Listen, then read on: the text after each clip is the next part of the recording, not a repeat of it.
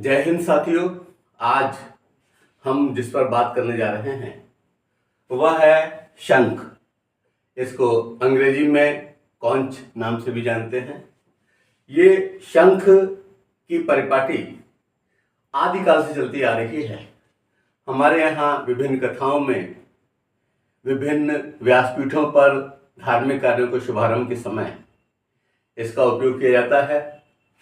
और यहाँ की तो यह परंपरा रही है कि भारत में शंख का प्रयोग आदिकाल से होता आया है। विविध ऋषि, मनीषी, वीर, राजा महाराजा, महामानव व हिंदू धर्म में भगवान भी शंख से संबद्ध हैं। दधीचि शंख को दक्षिणवर्ती शंख या लक्ष्मी शंख के नाम से भी जानते हैं। दक्षिणावर्ती शंख हिंदू धर्म में शुभ माना जाता है। और ये शंख, अब मैं समझ रहा हूँ कि आप सभी ने देखा ही होगा, और शंख आज भी हमारे विविध धार्मिक आयोजनों में प्रमुख स्थान रखता है। थोड़ी सी बात हम कर लेते हैं इन शंखों की, क्योंकि हर काल की अपनी विशेषता होती है। जब हम लोगों का बचपन था, हमारा बचपन था, उस समय व्यासपीठों से शंख का जिक्र आया करता था। आज काफ़ी समय से व्यासपीठों से शंख का जिक्र बहुत कम सुनने को मिलता है। तो थोड़ी सी बात कर लेते हैं रामायण काल के कुछ प्रमुख शंखों की। Some important conches of Ramayana period. Ramayana काल में शत्रुघ्न को भगवान विष्णु के शंख के अवतार के रूप में देखा जाता है। जो शत्रुघ्न जी थे, ये माना जाता है कि विष्णु जी के जो शंख हैं उस शंख का अवतार के स्वरूप में थे। और महाराजा जनक के शंख को पांचजन्य के नाम से जाना जाता है। रावण के शंख का नाम गंगनाभ था। कुंभकर्ण के शंख का नाम महाशंख था, जबकि मेघनाद के शंख का नाम इंद्रजीत था। विभीषण के शंख का नाम महापांडव था। यहाँ एक बात मैं बहुत साफ कर देना चाहता हूँ कि हम लोगों के मस्तिष्क में यह है कि हाँ, एक व्यक्ति का एक ही शंख होगा उस नाम का। ऐसा नहीं है। उसी नाम से अलग अलग समय में अलग अलग लोगों के अलग अलग शंख हुए हैं। जैसे मान लीजिए कि भीम जो महाभारत काल के थे, उनके शंख का नाम पौंड था। और बाद में जो आज आप देखते हो खाटू जी को, खाटू श्याम जी को, तो उनके शंख का नाम भी वही पांडु था। कहने का मतलब यह है कि एक ही नाम के शंख अलग अलग काल में भी और अलग अलग समय में भी अलग अलग व्यक्ति के हो सकते हैं, या एक ही काल में एक ही नाम का शंख दो लोगों का हो सकता है। कभी कभी ऐसा होता है कि उस शंख के माध्यम से, जो ये भीष्म पितामह का शंख था, उस शंख का ध्वनि गर्जन करके इन्होंने, धृतराष्ट्र महोदय ने युद्ध की शुरुआत की थी महाभारत की। तो वही शंख, वही गंगनाभ। कहने का मतलब यह है कि एक ही नाम का शंख अलग अलग काल में मिले तो उससे भ्रम की आवश्यकता नहीं है। अब हम थोड़ी सी बात करते हैं महाभारत काल के शंखों की। Some important conches of Mahabharata period. Mahabharata काल में भगवान कृष्ण के शंख का नाम पांचजन्य। अभी आपने पीछे भी एक नाम सुना, पांचजन्य, जनक जी के शंख का। तो महाभारत काल में भगवान कृष्ण के शंख का नाम पांचजन्य। अर्जुन का शंख देवदत्त। महाराजा युधिष्ठिर के शंख का नाम था अनंत विजय। और भीम का शंख पौंड्र, नकुल का शंख सुघोष और सहदेव का शंख मणिपुष्पक था। ये कहा जाता है कि उसमें शंख में इतनी मणियां लगी हुई थी और इतना सुशोभित होता था वो, कि वो देखने लायक शंख था उस काल का, मणिपुष्पक शंख जो था। भीष्म पितामह के शंख का नाम गंगनाभ था। दुर्योधन का शंख विदारक व कर्ण के शंख का नाम हिरण्यगर्भ था। मैं समझता हूँ हमारे आज के पीढ़ी को इन नामों से परिचित होना चाहिए, और एक बार पुनः इसीलिए इसका नाम ले दे रहा हूँ, पढ़ दे रहा हूँ कि महाभारत काल में भगवान श्री कृष्ण के शंख का नाम पांचजन्य। मैं समझ ज्यादातर लोग जानते होंगे। अर्जुन का शंख देवदत्त। महाराजा युधिष्ठिर के शंख का नाम अनंत विजय। भीम के शंख का नाम पौंड्र। नकुल के शंख का नाम सुघोष। सहदेव के शंख का नाम मणिपुष्पक। भीष्म पितामह के शंख का नाम गंगनाभ। दुर्योधन के शंख का नाम विदारक और कर्ण के शंख का नाम हिरण्यगर्भ था।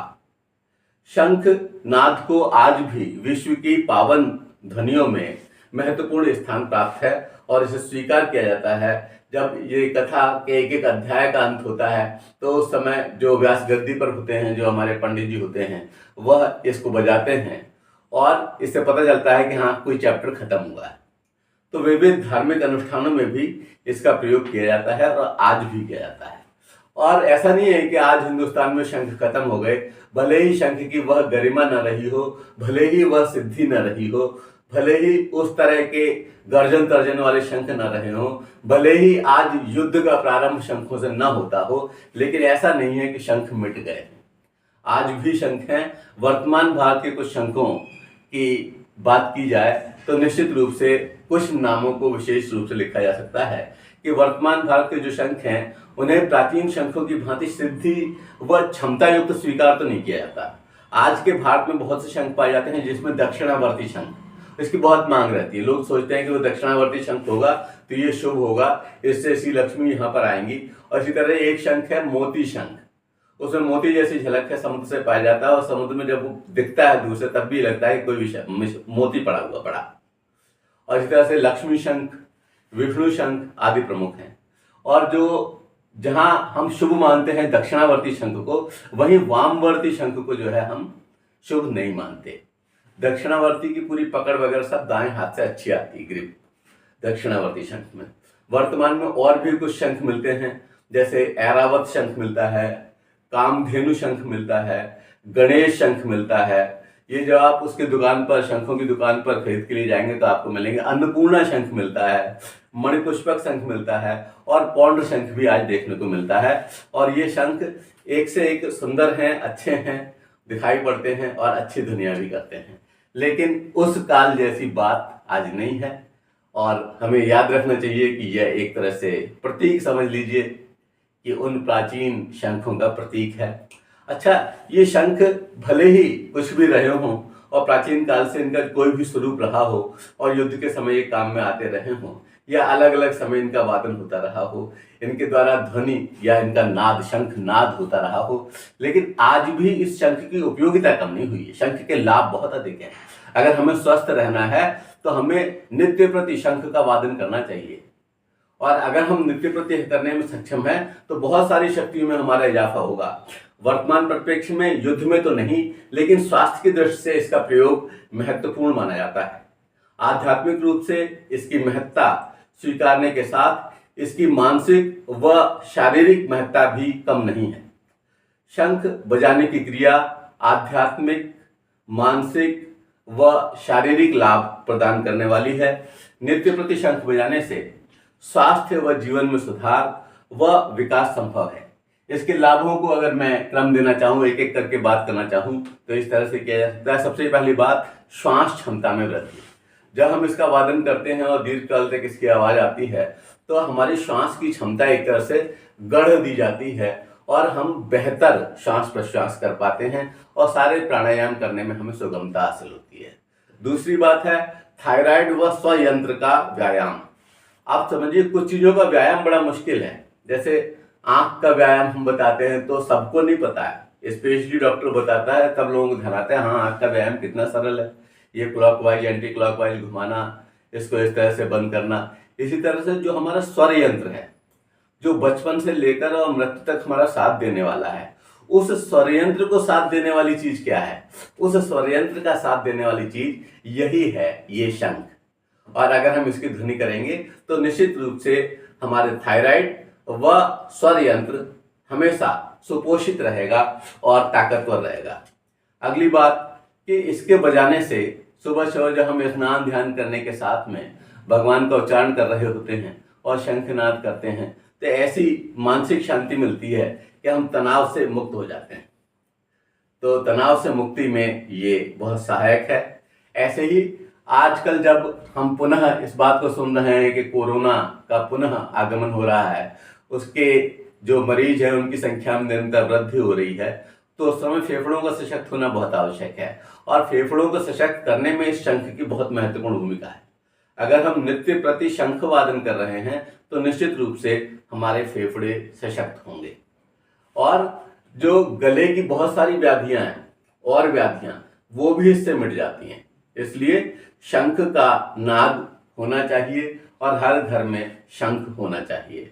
अगली बात, इससे जो हमें मानसिक शांति मिलती है उसको मैं समझ रहा हूँ शब्दों में व्याख्या करना भी बड़ा कठिन है।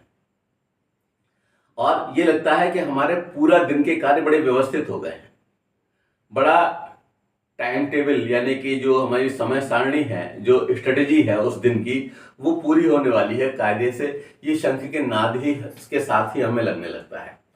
अगली बात बहुत ही महत्वपूर्ण है और बहुत ध्यान से सुनने लायक है कि गुदाशय, मूत्राशय, मूत्रमार्ग की क्षमता में अभिवृद्धि होती है। जब हम इसको बजाते हैं तो पूरे शरीर में एक अलग तरह का खिंचाव होता है, और वो अलग तरह का खिंचाव अलग तरह का व्यायाम है, और उस तरह का व्यायाम किसी और तरह से संभव नहीं है। इसलिए इस शंख की उपादेयता बहुत अधिक है।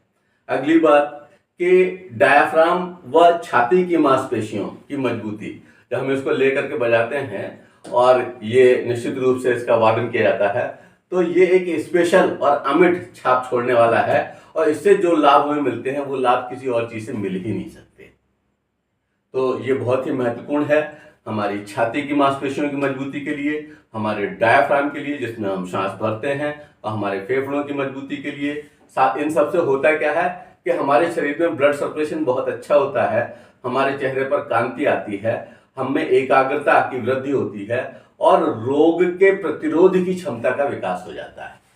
रोग के प्रतिरोध की क्षमता का विकास जब हो जाता है तो हम अधिक कुशलता से कार्य कर पाते हैं, और अधिक कुशलता से कार्य कर पाते हैं तो लोगों के अधिक काम आ सकते हैं।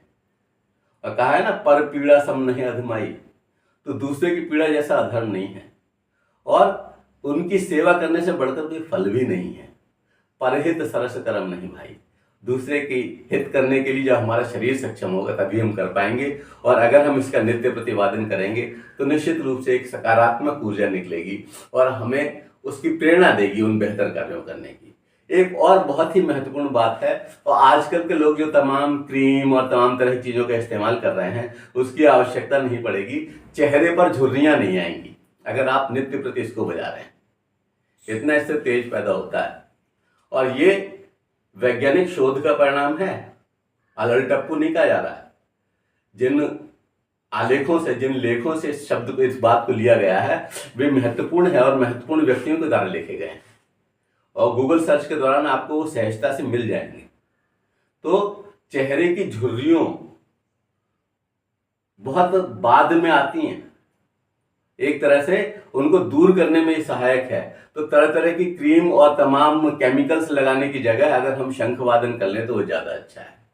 और एक और बात जो आजकल बहुत अधिक देखने को मिल रही है कि भाई ब्लॉकेज हो गए, ब्लॉकेज को खोलने में सहायक है, ब्लॉकेज को खोलने में सहायक है। और एक ही शंख अगर आप ले आएंगे ना, पूरे घर के काम में आएगा, पूरे घर के लोग उसको बजा सकते हैं, और जितने समय तक आपसे सुरक्षित रख सकते हैं उतने समय तक ये आपका साथ देने वाला है।